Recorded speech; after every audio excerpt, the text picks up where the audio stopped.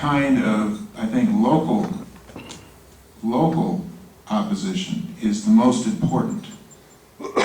It's the first line of defense against genocide is local. In other words, I believe that people here in South Africa have got to fight back against these people. And I think it is happening already.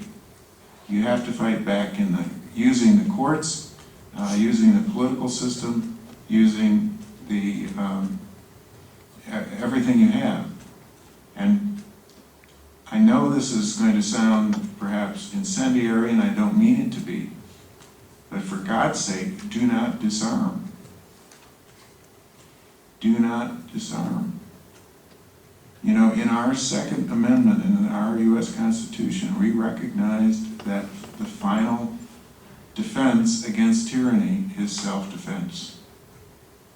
And so, in spite of all the laws that they may pass, do not disarm. I'm not in favor at all of any kind of race war. Believe me, that would be the worst. My son was a U.S. Marine, and he saw war. And what he's told me since coming back from it is that war is the worst solution for all human problems. And I'm hoping that that will never happen here, of course. I'm hoping also, though, that through the very, very intelligent organization of groups like this one, like TAU and other, organizations here in South Africa, you will be able to fight back against the communist ideology that seems to be still out, and still here. You're here in South Africa. It's extraordinary to me that it is. I mean, I've seen how communism has failed in so many places. Everywhere you go, communism has failed.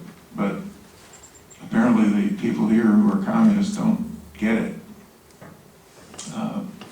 So what will be done?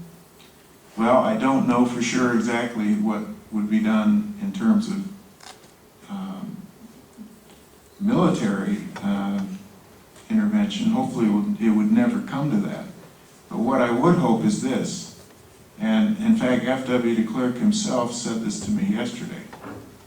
He said, bring as much pressure on your government as you can to get them to bring pressure on the African National Congress and on the current leaders of South Africa as you did on us during apartheid, to stop these forces, to stop what is happening now in South Africa.